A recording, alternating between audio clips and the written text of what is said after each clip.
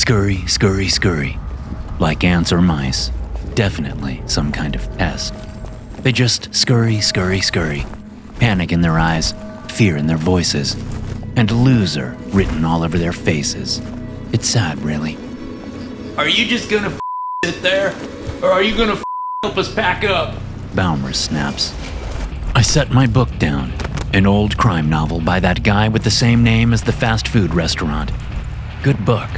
I like the main character. He's got style. And he always gets the babe. Then he drops her for a new one by the next book. Can't be shackled like that. To say I'm a little annoyed that I have to stop reading is an understatement. They know better than to interrupt me when I'm reading. But I set the book down, rest my cigar in the ashtray on the side table, pick up the crystal tumbler, and have a sip of some very, very fine whiskey. I already told you, Baumer, I'm not going with y'all. John Baumer. Bummer Baumer, I've been calling him lately. He slouches and shuffles instead of walking tall like a man. The slouch is from his wife always harping on him, telling him he never does anything right. Hard to argue with her there. So he tries to act tough and like he's got things figured out. Always business. He doesn't know how to relax and enjoy the finer things, like a good book, a good smoke, and a good drink. I take another sip. I'll amend that last statement. A great drink. Damn fine whiskey. Oh, you're coming with, Baumer says, stopping his frantic packing long enough to give me a harsh look. You think we're gonna leave you here? Let you spill the beans on where we're headed? Spill the beans? I laugh and pick up my cigar and book. Then I lean back into the comfy warmth of the overstuffed leather chair that I have posted up in. Can you be more lame, Baumer? Tell him if he doesn't help, he doesn't get his cut. A smoky voice screams from the bedroom. I'll fucking burn it in front of his face. Can't burn diamonds, baby. And can't burn gold with a lighter. But I can burn your take of the 50 mil we got in those bags out there. I glance at the pile of duffel bags, thinking about easy score after easy score that we pulled off. It helps to have a little luck on your side, and a little something more than luck. She's right, Baumer says. We ain't gonna split the cash with you if you don't help. Fine by me, I say and return my attention to my book. Dileia Baumer storms out of the bedroom and stands by the couch across the living room from where I'm sitting. She puts her hands on her hips and narrows her eyes, trying to look intimidating. Not easy to do when you're maybe 5 foot and weigh $1.05 soaking wet at the most. She ain't a bad-looking woman, I'll give her that, even if she is a munchkin. Muscular, solid legs, nice rack, eyes that slice you from stem to stern when she focuses on you. I think Dileia and I could have been something great, if it was a different time, a different life, and if she wasn't such a raging harpy. You think we're splitting the gold and jewels with you too? She barks, then laughs, which sounds the same as her bark. Not a fucking chance, pal. If you want your split, then you help pack. Aggie and Gordo will be here any minute with the RV. You think those two fucking idiots can buy an RV in an hour? I ask and smirk. Ain't gonna happen. They're paying cash, Baumer says as he keeps scurrying about the small house we rented a few months back when this all started. A lot less paperwork to fill out. They'll be back any minute. Wishful thinking, I say, and try to start reading again. I see the small shadow rush at me and I brace myself for the slap. Dileia likes to slap. When you're her size, you can get away with it. My size? Nah. I slap someone and they go down hard and don't get back up. Or they don't go down hard and it's on like Donkey Kong. But the bitch don't slap me. She grabs my book and throws it across the room. rude, I say and pick up my drink. She tries to grab that too, but I'm fast and I hold it out of her reach. Even sitting, I'm almost as tall as her. She makes a move like she's gonna try again, but I hold the burning ember of my cigar in front of me and she stops cold. Dileia knows I'll do it.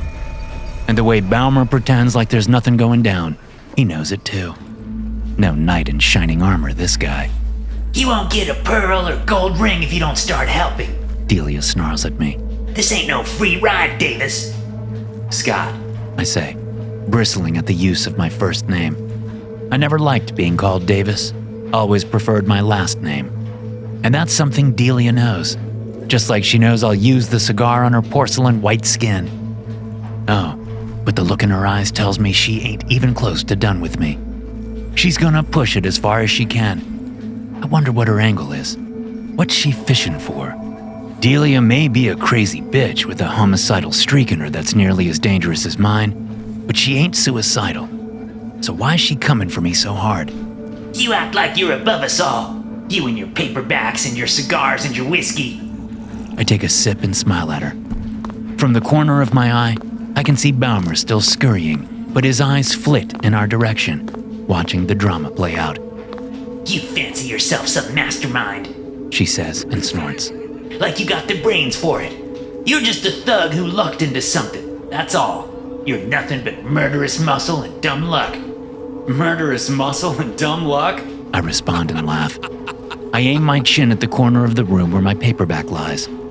That line could be in the book I'm reading. You should take up writing and see what you can get done in the time we have left. Fuck you, she says and spits. She actually spits on the carpet. Dileia, gross, Baumer says as he opens kitchen cabinets one after the other. Should we pack the groceries? You plan on eating pine cones when we get to the fucking cabin? Dileia shouts at him. No. Then, yeah, pack the fucking groceries. Don't forget that expensive bougie granola that Davis likes, and his soy milk. Oat milk, I say. Not my fault I was born lactose intolerant. But it is your fault you're a lazy asshole who was sitting around while we do all the work. I told you both, I ain't going with you. How many times I gotta say it? I ain't going with y'all. Fuck you, Dileia says. Then she turns and storms back into the bedroom. John! Baumer stops pulling boxes of crackers and oatmeal out of the kitchen cupboards, looks over at me, tries to glare but misses hard, then shuffles out of the kitchen toward the bedroom. Good luck, I say, then point at the corner. Could you toss me my book on your way by? He actually manages a half-decent glare this time, but the impact is lost because he walks to the corner of the room, picks up my paperback, and throws it at me. I set my cigar down and catch the book easily in one hand while I sip more whiskey with the other. She won't let this go, Scott, Baumer says before disappearing into the bedroom. Dileia stomps over and slams the door closed so they can have some private time. And by private time, I mean so she can scream her lungs out at her husband while he cowers on the bed or in a chair or wherever he does his cowering in there. You fucking coward! She shouts. Hey, now! I hear him say, but the rest of the words are lost as Dileia continues. He's your fucking friend! You brought him into this! Now get him under control! You think I'm going to let that motherfucker just walk? You think he gets to stay behind? With what he knows? What's he know? Baumer asks. We ain't gonna pull no more scores, Dileia. That shit is over. It's all changed now. Why is it so important for him to come with us? You fucking know why! I don't, Dileia. I don't. It's over. It's all over. You think this is just about scores? You stupid asshole! You dumb motherfucker! You fucking loser piece of— Stop it! Stop it! Stop it! The whole place goes silent. It's a miracle if you ask me. I ain't never heard Dileia not come back with spit and venom when Baumer tries to stand up to her. Then I realize she's talking too low for me to hear. Oh fuck. Johnny Boy stepped in it big time. When Dileia gets her quiet voice on, it sends shivers down my spine. Not that she scares me, just that I've known people with quiet voices before, and it never turns out well for whoever is the target. You, my fist, asshole. Blood in you. I fucking will. It now. Is all I can make out. Baby, Baumer pleads. we should just let it go. Did you not hear a fucking word I just said? Dileia roars, and I think I hear the bedroom door actually vibrate from the force of that little woman's voice. It's like a humming rattle. The door flies open, and Dileia is standing there, her finger pointed at me. Baumer looks out of the bedroom at me. I smile and wave my book at him. He sighs and shuffles out of the bedroom and over to my chair. Scott, we have to talk, He says, and he crouches down in front of me. Well, is it gonna be a proper talk? What the fuck does that mean? I mean, is this gonna be a two-way conversation where we each say our piece and try to understand where the other is coming from? I say. Or is this gonna be a lecture from you to me, where you try to explain how I'm just not getting it, and I need to see things differently, as in, see things your way? What does any of that matter? Because if it's the former, the one where we have a real conversation, then I'd tell you to pull up a chair, get comfy, and let's hash this out like old friends. I look past him to Dileia and lock eyes with the twat. But if it's the latter, then I won't tell you to sit down, because that would hurt like a motherfucker. Since that means what's really going on is Dileia has her hand up your ass and is running your mouth for you like a goddamn meat puppet. You asshole, He says and glares at me. It's a real glare this time. Good for Balmer. Balmer, Johnny, come on, man. You gotta see what she's doing, right? I set the book and glass aside and pick my cigar up. It's almost out, but I'm able to smoke it back to a cherry red glow. After a few puffs, I blow a smoke ring directly into Balmer's face. Bastard, He says and waves the smoke away. you see it, right? I ask again. What she's doing. I'm the only connection you have to your old life. I'm the only person here who can remind you of who you used to be before you met the head of the Lollipop Guild there. Stop with the short jokes. Balmer pleads. Balmer, man. She's got your balls in a cage. I say and lean forward, resting my elbows on my legs as I look him in the eye. You used to have guts. You used to be the one who said, fuck it, let's do this shit. You used to be the, he grew the fuck up, Davis! Dileia shouts from the bedroom door. I ignore the bitch and keep my focus on Balmer. How about Oklahoma City? I ask. You remember that fried chicken shack out on that highway? What was it called? I don't know. He says and frowns. It was somebody's name. Exactly. I say. Burdett's or something like that. Yeah, fucking good chicken. They like to say it was the best in the country, but it wasn't. Marcia's outside Atlanta is the best in the country, but it was the best in Oklahoma. That's for damn sure. John? Dileia bellows. Balmer flinches, but he stays in front of me. Good for him. Maybe I have a shot at getting him back to reality. The power of the pussy is strong, and I ain't saying I'm stronger than that, but Balmer and I go a long way back. Juvie days long. The two of us have been raising hell and pulling scores since before we each got our cherries popped. You remember how that line for that chicken was around that shack, out the parking lot and down the road? Yeah. We figured they'd run out before we got up to the window to order our plates. So did that big beefy motherfucker, the shithead who cut in front of us, then turned and tried to look all hard. He was nothing but a corn-fed dipshit. Balmer laughs, and I know the hook is about to be set. God damn it, John! We don't have time for fucking memory lane! Dileia shouts. Get him in line, or you can both get the fuck out! The hook falls away. I know it, but there's a flicker in Balmer's eyes. It's only there for a fraction of a second, but I know the guy well enough to see it. Nothing but a corn-fed dipshit, I say, echoing Balmer's words. That's exactly what you said to him. He didn't like that much. No, he did not. Took a swing at my head. He telegraphed that swing a mile off. When you're as big as that asshole, you rarely actually get into fights. He was used to people backing down just because he was built like a house. But we'd fought bigger, much bigger, and meaner, downright deadly. He was just some local pussy. The biggest pussy we'd seen in a long time, but still a pussy. I punched his nuts so hard I felt one pop. Then when he doubled over, I brought my knee up and sent his nose to the back of his head. He lost a few teeth too. Oh shit, yeah he did.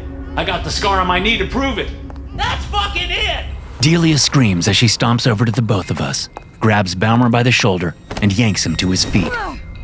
That's some warped physics right there, when a munchkin can yank a full-grown man to his feet.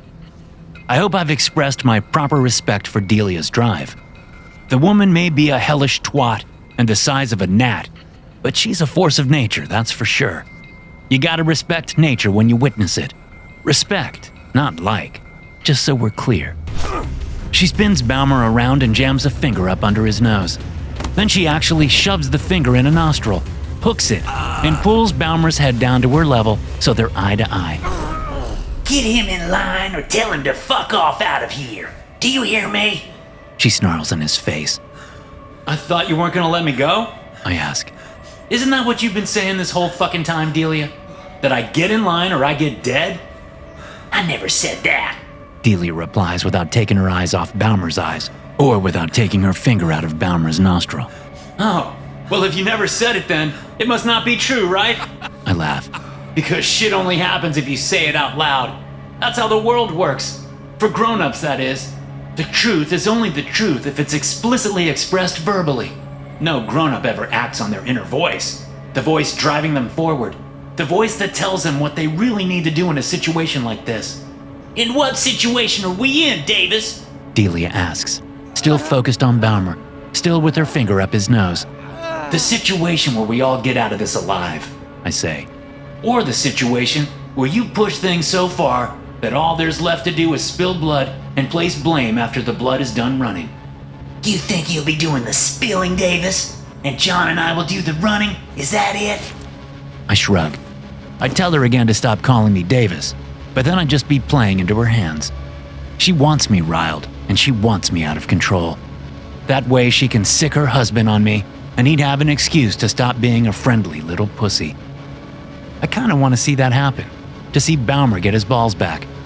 I'd even be willing to sacrifice some of my blood to witness my old friend step up and be the man I know he can be. But we're way past all that.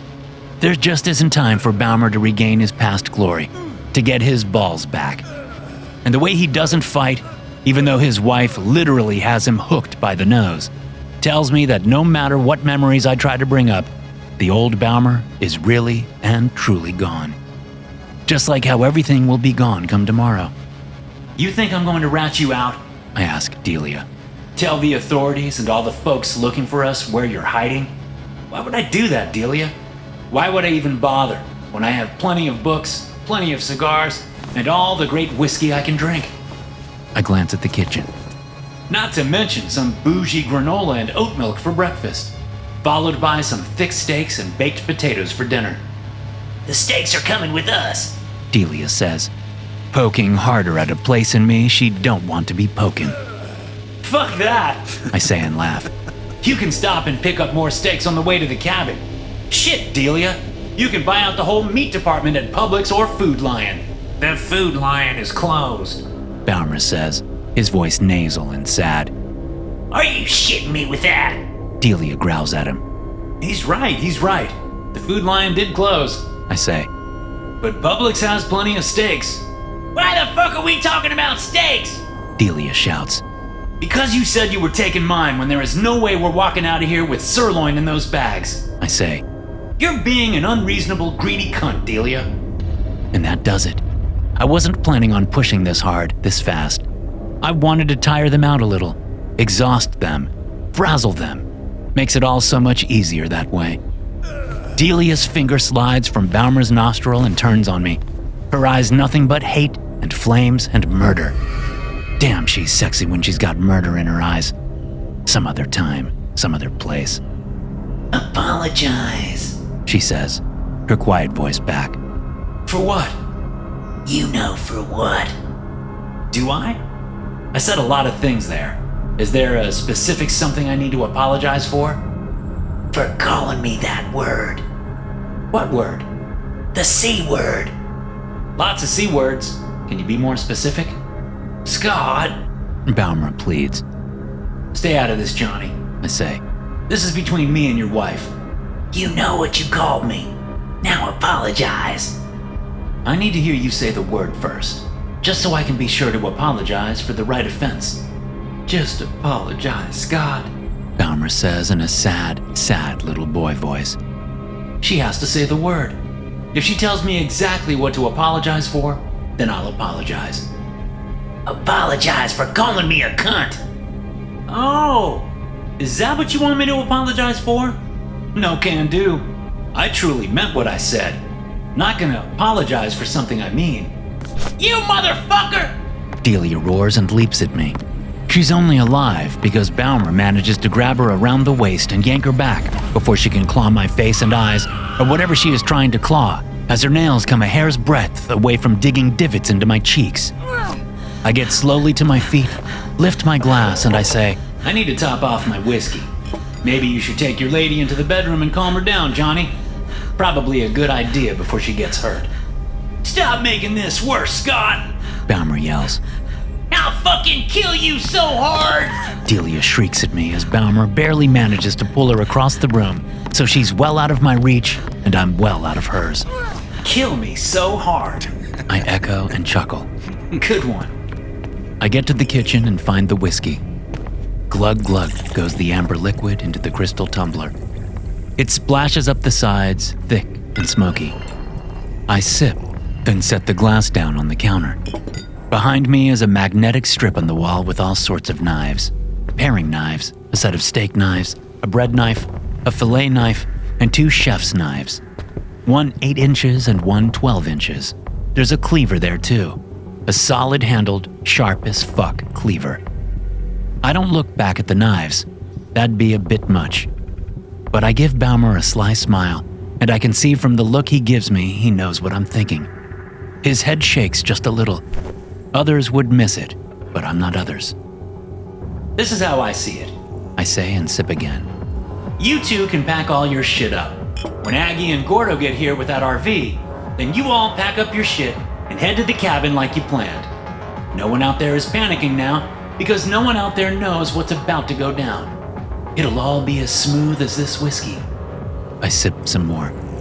You can stop at Publix or Walmart or one of the several little convenience stores between here and the cabin and stock up well and good.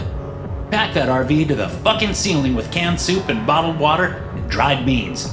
All that survival shit that stores for a long, long time. I sip and then pour. But I ain't going with you. I'm staying right here. I'll do my own shopping, put in my own supplies, then I'll read and drink and smoke until it's all over.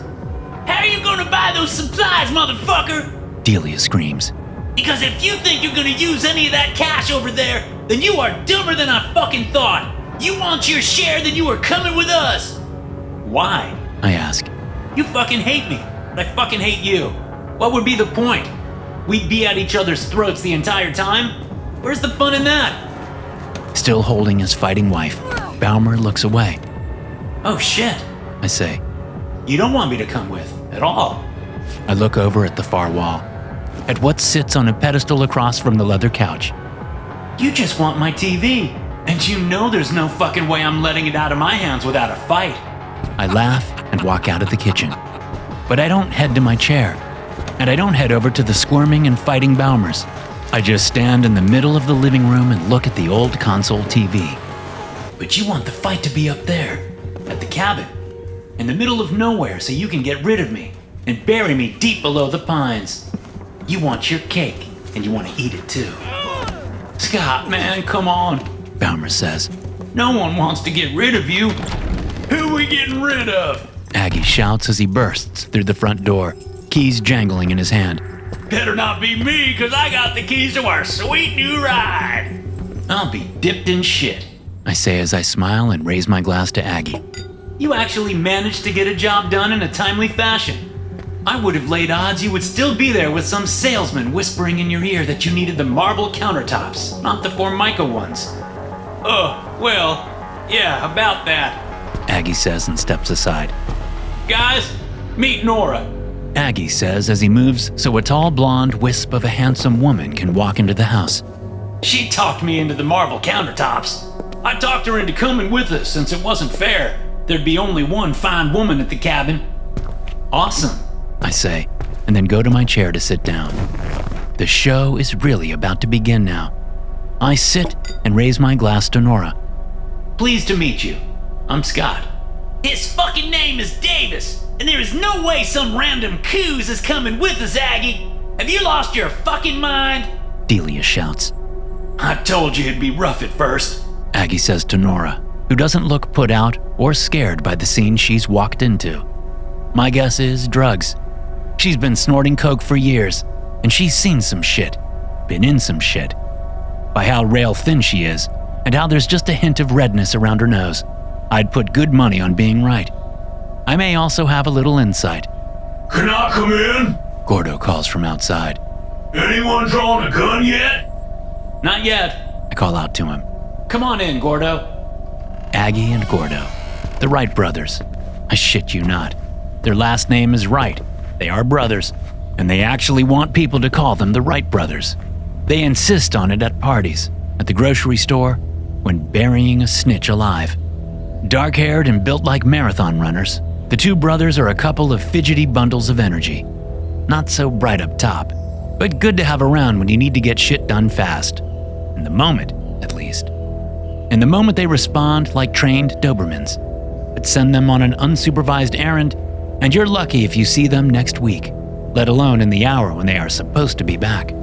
So, having them show up on time tells me it wasn't them that made it happen. Nah, they had supervision. And the fact that Nora can supervise a couple of knuckleheads like the Wright brothers means she isn't stupid or useless. A cokehead? Sure. Gotta watch that. But stupid and useless? Nope. And I instantly see how it all is gonna go down. I'm no coos, you little Thumbelina wannabe, Nora says, her voice a fake, cultured cadence. It'd have to be fake, because there's no culture around here, that's for sure. What did you call me? Dileia says, her voice suddenly calm and low. This is worse than guns, Gordo says and looks around. Who wants a tour of the RV? Anyone? Anyone? And miss the show? I'm good, Gordo, I say, and just keep sipping my whiskey. Then I pluck my cigar from the ashtray and get it started again. Ladies, please continue. Shut the fuck up, Davis! Dileia yells. The Wrights told me about you, Nora says, as she takes a few steps toward Dileia, who is still clutched in Balmer's arms. They said you were the brains of the operation, but all I see is spit and gristle, no meat. I nod in appreciation, then look over at the Wright brothers and lift my glass so they know I approve. Says the goddamn walking stick with the bad bleach job. Dileia growls. You should leave now, lady. This place isn't for you. Turn around and go before you know too much, and leaving stops being an option. Are threats all you have? Nora asks Dileia, a smirk playing at her lips. 10 pounds of rage stuffed in a 1-pound sack? That's too bad. The Wrights made you guys sound like a real outfit, filled with smart folks who know how to survive. Then she really surprises me as she turns and looks straight at the old TV. And I hear survival is the #1 priority, she continues. Because from what Aggie and Gordo say, tomorrow is the big day. Is that right? She turns and looks at all of us, then settles her eyes on me. Is it? She asks me and walks over to my chair. Did that special TV of yours show you what happens tomorrow? Before I know what's happening, she takes my cigar and my whiskey, puffs on one, sips on the other, then hands both back to me. Got anything to eat? She asks, then spins around like a mad ballerina and heads for the kitchen. You fucking told her? Balmer asks the Wright brothers, his jaw nearly hanging to the ground. What the fuck were you thinking? You know how things go. Aggie says and shrugs. You start talking about gas mileage and whether or not you need all-weather tires. The next thing you know, you accidentally mention that a TV showed us the end of the world. Accidentally? I ask and chuckle. I see how many buttons on her blouse are undone. I'm guessing one more was undone during your little tour of whatever recreational monstrosity you have sitting in the driveway outside. 2 buttons, Nora says over her shoulder as she searches through the cabinets. My manager calls them the stroke buttons. Because the young suckers are gonna stroke themselves later that night, and the old fuckers are gonna have a stroke a second after they catch sight of the top of one of your tits, I say. She stops rummaging and looks over at me. She studies me hard, then she smiles. Exactly, she says, then goes back to hunting down just the right snack. You probably told her all about the money, too. Dileia snaps. She's calming down, Her anger isn't as concentrated as it was when there was just me to target. Now she has the Wright brothers to be pissed at, and a new rival to square up against. 50 million in cash and close to another 10 in diamonds and jewelry, Nora states like she's listing off the ingredients to a cookie recipe, although I doubt Nora does much baking. You stupid fucking idiots. Dileia says. She make any calls while you were driving here? Huh? Did she let her people know where we are? My people? Nora asks and laughs. I don't have any people, Tiny Tina. It's been me on my own for a long while now. So stop being so paranoid and accept the fact that plans have changed. Why? I ask, and all heads turn in my direction. Why what? Nora replies. Why are you here? And don't tell me it's because of the TV. No person in their right mind would believe a story like that. You assume I'm in my right mind. Big assumption. True, I say, and finish my whiskey. Then I hold out the empty glass. Nora glances at it, looks me in the eye, glances back at the glass, then says, I'm bored, that's why. And 2 yokels showed up with a whole lot of Benjamins in a backpack, saying they want to buy an RV today. And they needed the deal done in an hour. Are you telling me you wouldn't want to see what's going on behind that curtain? How'd the TV come up? I ask Nora. Oh, Scott, you know how it is. Gordo starts to say, but I hold up a hand and he shuts right up. Then I stand and walk to the kitchen, my eyes on Nora the whole time. I pour some whiskey, sip it, then return to my chair. When I sit down, I see that Nora was watching me the whole time. How'd the TV come up? I ask Nora again. Aggie blurted it out when I tried to sell them the extended warranty, Nora says and laughs to herself. Just came out and said, oh, we don't need that. The world is going to be nuked tomorrow. So we're just trying to get to a cabin in the mountains. Dileia is so angry that she can't even get the words out she wants to scream at the Wrights. I understand the feeling. You tell anyone? I ask Nora. She shakes her head. Are you sure? Would you tell anyone something as crazy as a TV that can show you events that happen 24 hours in the future? She responds. Then she looks me up and down and raises an eyebrow. Well, maybe you would, but I wouldn't. Oh, I definitely wouldn't, I say. The only reason I have a crew is because things got heavy fast, and I needed extra arms and legs to pull off what we were able to pull off. Your crew? Dileia asks and shakes her head. Fucking dick. What's her problem? Nora asks, having given up on the hunt for a snack, and instead joins me in a liquid lunch. She pours her whiskey, then walks out of the kitchen and looks at the TV again. Show me. The switch is right there, I say. Show yourself. She studies the TV for a second, then reaches out and twists a small knob on the top right. The TV hums to life, and a bright circle on the screen appears, then spreads out into a clear image of a burning city. More burning cities are shown as a runner at the bottom lists the names of all the world's capitals that are going to be nuked by this time tomorrow. She sips her drink and folds her arms across her chest. Her eyes narrow, and she watches the footage. I can tell she's looking for the telltale signs of CGI or AI. She's looking to see if the footage is familiar, maybe repurposed from an old disaster movie. But the more she stands there, the more her body becomes rigid, and I can almost smell the fear coming off of her. Jesus Christ, she whispers, then turns the TV off. Yeah, he ain't coming to save us, I say. Where'd you get this thing? She asks me. It's incredible. Not unbelievable? I ask. That too, she says quickly. And you use the TV to do what? Bet on sports? Horses? What? Sort of, I say. It only gets the one channel, so you have to figure out what it's showing you. She looks around the room and sizes everyone up. And you're the guy who figures it out, she says, and sips her whiskey. You didn't answer my question about where you got it. I didn't, I say. Some mysteries will be left unanswered. I see, she says and walks over to the pile of bags. You're taking this with? To the cabin? They are, I say. I'm not going. You aren't? Why? Not feeling it. I'd rather stay put and read. Stay put and read? That's what you want to do when the world ends? Why? You have something better to suggest? Fucking hell, I'm going to throw up. Dileia says. You can't trust her, Davis. She's here for the cash and is only pretending to believe the TV. What the fuck do I care? I say. She's going with you, not staying with me. Who are you to say where I am and am not going? I hold my hands up like I'm surrendering. She smiles.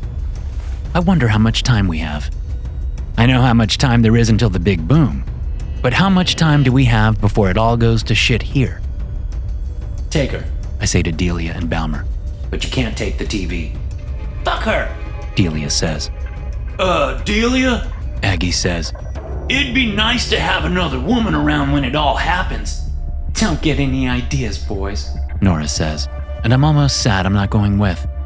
When are we leaving? Now. Balmer says and finally lets go of his wife. But you aren't coming. Stay here with Scott if you want. But you aren't getting in that RV. Is that so? That's so. Dileia spits. Right, brothers? Load the bags up. We leave in 10 minutes. Dileia. Aggie says, but Gordo grabs his arm and shakes his head. It ain't to be, bro. He says. She doesn't believe anyway. Dileia says. Then she turns on her husband and jabs a finger in his chest. They'll load for your fucking friend. Not a bad idea, I say, smiling at Balmer. Load the fucking bags! Dileia shouts at the Wright brothers, and they hop too like she's trained them. Dileia glares at me, then looks at her husband. I'm going to check this RV out. Don't let them pull anything. Them? I ask, and look at Nora. Are we a them now? Could be worse, she says, and finishes her whiskey. Get you a fresh one? Please. She takes my glass and walks into the kitchen, while the Wright brothers start hauling the cash bags out to the RV.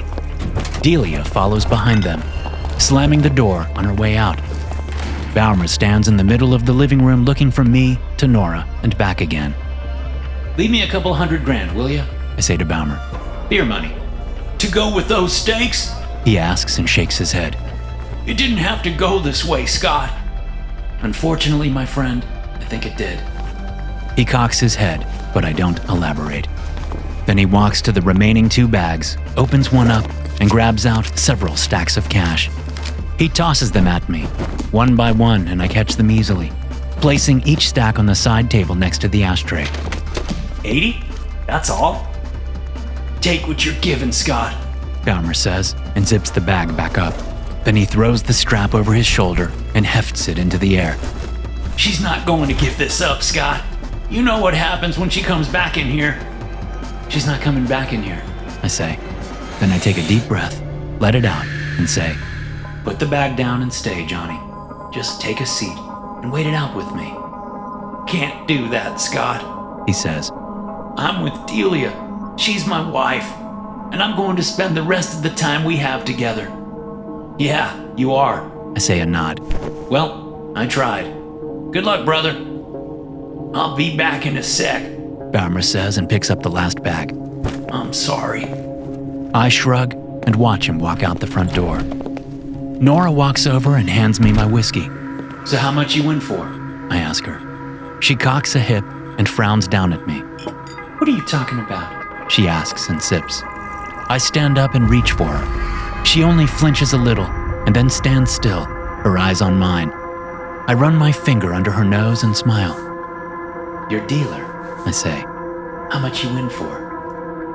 I don't know what you're talking about, she says and takes another sip of her whiskey. I sigh and glance at the TV. You actually believe that thing tells the future?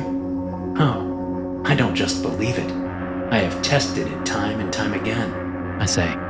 It's never wrong. How have you tested it? You saw the cash. So, the TV showed me a few things that I was blessed to take advantage of. Sports, bank robberies, armored car heists. The TV showed me it all. So the TV showed you that some crew jacked an armored car? How does that help you? It helps if we're the crew that does it. Turns out, if you really pay attention, you realize that what's on the TV is about you, showing you not just a future, but your future. And it showed you that the world gets nuked tomorrow? Amongst other things. What other things? What time is it? I don't know. Check your phone. She slides her phone out of her back pocket and says, 3:30. Why? You know why. I haven't a clue what you're talking about. You can stop with the games. I know you don't believe the TV is real, but your mind is about to change. You think so? I know so. The sound of brakes squealing outside echoes into the house. And I'm about to prove it. I say. We may want to get down. How did you... She starts, but I interrupt her by yanking her to the floor, just as automatic gunfire erupts outside. Bullets pierce the front door and part of the wall, sending shards of the house flying through the living room. We would have been directly in the path of that shrapnel if we hadn't hit the deck. If I hadn't known to hit the deck. There's some shouting and a couple of individual gunshots. Then silence for a moment before tires squeal and a car speeds away. You knew, Nora says as we lie on the floor, our faces close together. Yup, I say, and slowly get to my feet. I reach down and help her up. She stands on shaky legs, her eyes wide with an emotion that is hard to pin down. You good? You aren't going to freak out on me, are you? How did you know? How did I know what? That 4 people would be gunned down in a suburban driveway today around 3:30? Possible victims of a drug cartel? I shrug. I watch a lot of TV. Fuck me. Nora says, then turns in a circle, her hands running through her hair. Oh fuck. Fuck. Fuck! Yeah, it sucks. The nukes, She whispers. If you knew about calling my dealer to set you up, then the nukes. She stops spinning and looks at me, and I definitely know the emotion in her eyes. Pure terror. The nukes are real too. Unfortunately, I say. Got anyone you want to call and say goodbye to before we head out? What do you mean before we head out? The pictures on the TV didn't show an RV in the driveway. I say. And I didn't hear one leave. I say we load up the whiskey, those steaks, and the TV and head to the mountains. You game? Did you see me coming with you on that TV? She asks, still shaky. Nah, it rarely goes into that kind of detail. I reply. But here you are. Here I am. Can't think of a better way to wait out the end of the world. I don't. You don't? What does that mean? I don't have anyone to call. Me neither. She thinks for a second, then nods. Fuck it. I made way worse decisions in my life. No reason why I shouldn't run off with a criminal I don't know because a TV says the world gets nuked tomorrow. My thinking exactly. So we're doing this? We're doing this. She looks over at the TV, then back at me. Cops will be here any second, She says. We have a few minutes. I say and smile at the bedroom door. Do we? She asks, smiling at me. We do, but just a few. Then we should get to it before the future catches up. I like the way you think. This end of the world thing may not be too bad after all. Thanks for listening. If you enjoy these stories, be sure to subscribe to the podcast and check out some more of my episodes here.